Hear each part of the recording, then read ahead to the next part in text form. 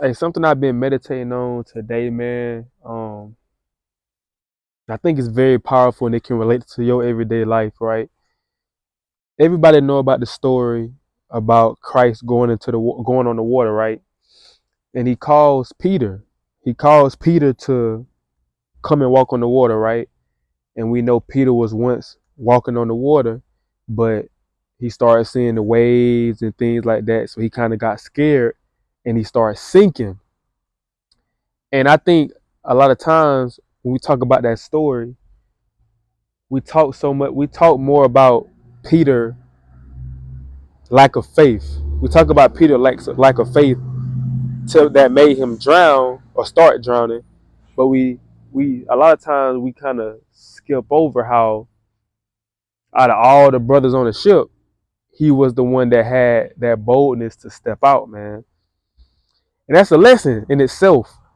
You know, you had everybody else, although yeah, Peter lost faith. Yeah, he started sinking.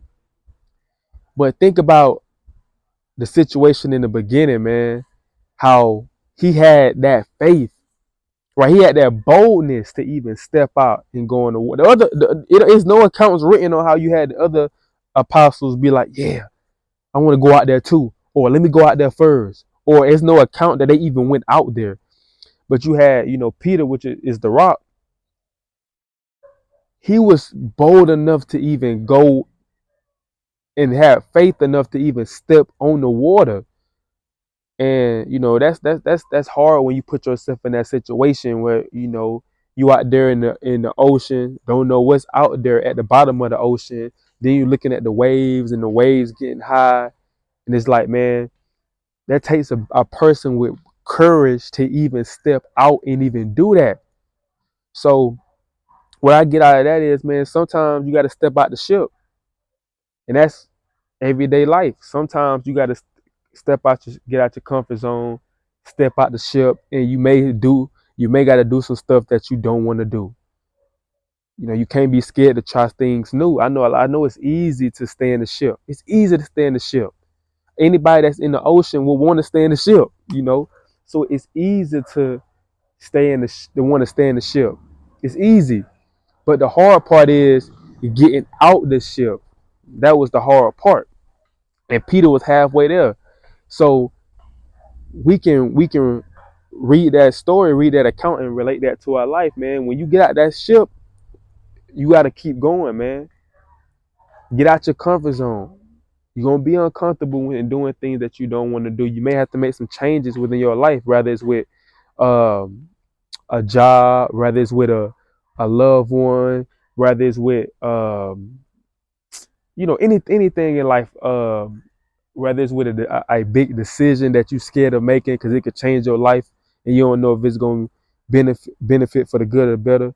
If you've been praying to the Most High and fasting to the Most High and really truly believe in the Most High and that He can do what He want to do, then that shouldn't stop you, man. But you may be nervous because it's something new, but that shouldn't stop you from getting out the ship, though. That shouldn't stop you from doing something that you need to do, even though you may not want to, because you've been doing what you've been doing for so long, and you may not be comfortable doing it. Hey, Peter wasn't comfortable stepping out the ship. Peter, that was Peter's first time getting called to step out of a ship and walk on water. That wasn't nothing that was okay. Let's do it. I guarantee you that wasn't nothing for him to do easy. He had thoughts probably come to his mind. He probably started overthinking at first, but he did it. So when things come in our life, situations come in our life, and we ask to do something, the Most High may put us in a situation. He may be calling us to leave a congregation. He may be calling you to leave a congregation or to start your own congregation or go somewhere else. You got to have that faith, and you have to trust in the Most High that, okay, He know what He doing, right? I'm just dust and ashes. He know what He doing.